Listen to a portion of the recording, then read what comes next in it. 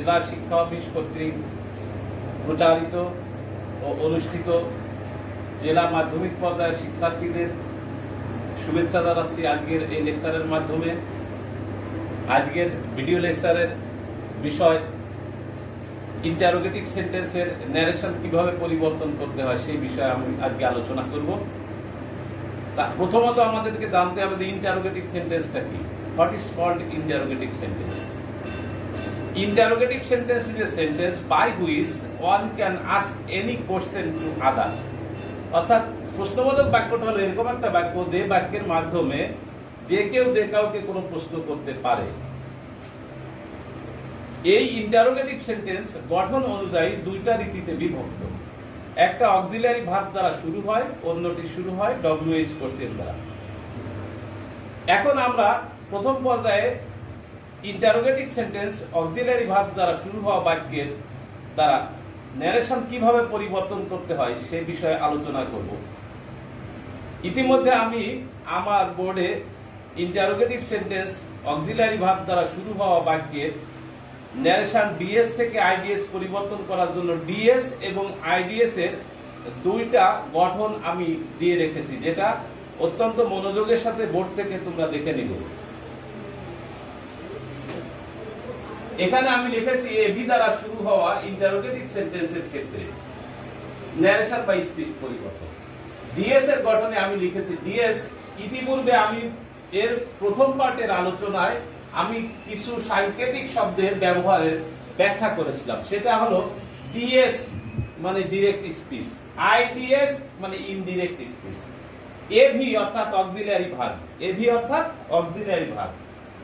আচ্ছা, এই পর্যায়ে আমরা ডিএস এর গঠনে এখানে দেখতে পাচ্ছি speaker plus set plus listener comma, এবার ইনভার্টেশন কমা, এর ভিতরে আছে AV plus subject plus verb, V অর্থাৎ ভার্ব প্লাস অবজেক্ট বা এক্সটেনশন প্লাস ইন্টারোগেশন চিহ্ন প্লাস এখানে ইনভার্টেশন কমা শেষ করা হয়েছে।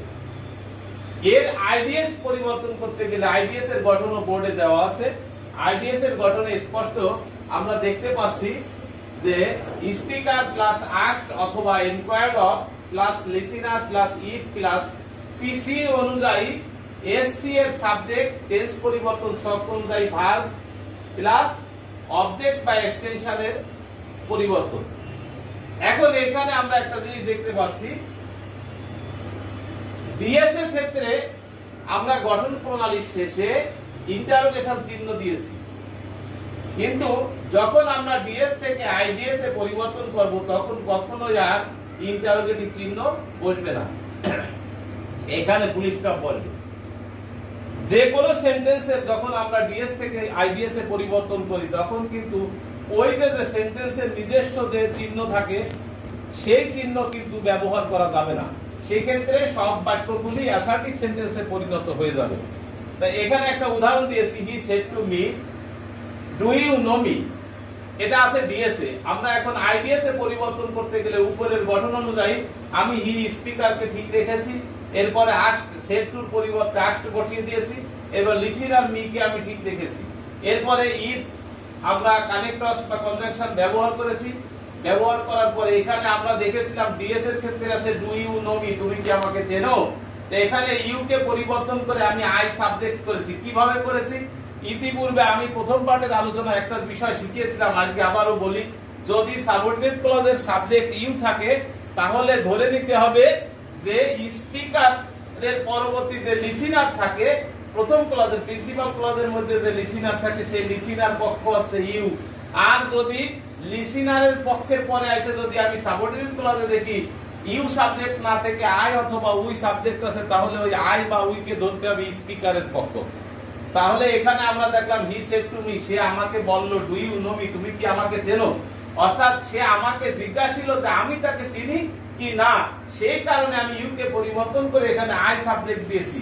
এবার আমরা টেন্স ফর্ম অনুযায়ী ইতিপূর্বে পার্ট 1 এর শকে ওইখানে টেন্স ফর্ম পরিবর্তন করার একটা শক দিয়েছি, সেই শকে কমেন্টের মাধ্যমে সেই শকে আপনারা দেখতে পাবেন যে ওইখানে লেখা আছে যদি রিপোর্টিং ভার্ব যদি সেট থাকে তাহলে ডিএস থেকে আইডিএস করার সময় প্রেজেন্ট ফর্ম থাকলে সাবঅর্ডিনেট ক্লজে টেন্স ফর্ম প্রেজেন্ট ফর্ম থাকলে পাস্ট ইনডেফিনিট হয়ে যাবে, প্রেজেন্ট কন্টিনিউয়াস থাকলে পাস্ট কন্টিনিউয়াস হয়ে যাবে, প্রেজেন্ট পারফেক্ট থাকলে পাস্ট পারফেক্ট হয়ে যাবে, পাস্ট ইনডেফিনিট থাকলে পাস্ট পারফেক্ট টেন্স হবে, আর ফিউচার ইনডেফিনিট থাকলে উড প্লাস প্রেজেন্ট ফর্ম বনবে। তা সেই নিয়ম অনুযায়ী এখানে নো ভার্বকে আমি নিউ ভার্বে পরিণত করেছি, পরিবর্তন করেছি।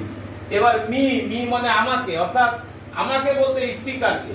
হি সেড টু মি, সে আমাকে বলল ডু ইউ নো মি, তুমি কি আমাকে চেনো? আমাকে, তাহলে আমাকে বলতে বোঝাচ্ছে স্পিকার যে আমি তাকে চিনি কি না। সেই কারণে আমি এখানে মি কে হিমে পরিণত করেছি। এই পর্যায়ে আমরা ইন্টারোগেটিভ সেন্টেন্সের দ্বিতীয় ধাপ অর্থাৎ ডব্লিউএস কোশ্চেন দ্বারা শুরু হওয়া বাক্যের আমরা ডিএস থেকে আইডিএস পরিবর্তন পদ্ধতি সম্পর্কে আলোচনায় আসি। ডব্লিউএস কোশ্চেনটা বেসিক্যালি হচ্ছে ইন্টারোগেটিভ প্রোনাউনের একটা অবস্থান, অর্থাৎ who, which, when, where, why, how, এইগুলি ডব্লিউএস কোশ্চেন হিসেবে আমাদের কাছে পরিচিত। তো এই ডব্লিউএস কোশ্চেন যদি ডিএস এর ক্ষেত্রে ব্যবহৃত হয়ে থাকে তাহলে আইডিএস করার সময় আমরা কিভাবে পরিবর্তন করতে পারি? আমরা ইতিপূর্বে অক্সিলিয়ারি ভার্ব দ্বারা শুরু হওয়া ইন্টারোগেটিভ সেন্টেন্সের ডিএস থেকে আইডিএস পরিবর্তন পদ্ধতি শিখেছি। তখন সেখানে দেখেছিলাম যে প্রিন্সিপাল ক্লজের সাথে আইডিএস এর ক্ষেত্রে সাবঅর্ডিনেট ক্লজকে যুক্ত করার সময় ইফ কনজাংশনকে ব্যবহার করা হয়েছিল, কিন্তু এই পদ্ধতিতে ইফ কনজাংশনের কোনো প্রয়োজন নাই। এখানে শুধুমাত্র ডব্লিউএস কোশ্চেন সরাসরি প্রয়োগের মাধ্যমে টেন্স পরিবর্তনের ছক আর পিসি অনুযায়ী এসসি এর পরিবর্তনের ছকের যে বিধান, সেই বিধান অনুযায়ী আমরা ডিএস থেকে আইডিএস পরিবর্তন করব। তাহলে আমরা এখানে বোর্ডে একটু দেখি যে বোর্ডে আমি এখানে দিয়েছি ইতিপূর্বে যে ডব্লিউএস কোশ্চেন দ্বারা শুরু হওয়া ইন্টারোগেটিভ সেন্টেন্সের ক্ষেত্রে ডিএস এর গঠনে আমি লিখেছি speaker plus set plus listener comma শেষ, এরপরে ইনভার্টেশন কমা শুরু। ইনভার্টেশন কমার ক্ষেত্রে আমরা দেখছি WS question plus auxiliary verb plus object বা এক্সটেনশন প্লাস ইন্টারোগেশন চিহ্ন, এটা পেয়েছি আমরা ডিএস এর গঠনে। ঠিক একে যদি আমরা আইডিএস পরিবর্তন করি তাহলে এর নিচে যে সফটওয়্যার গঠনটা দেখতে পাচ্ছ তোমরা, সেটার মাধ্যমে পরিবর্তন করতে হবে।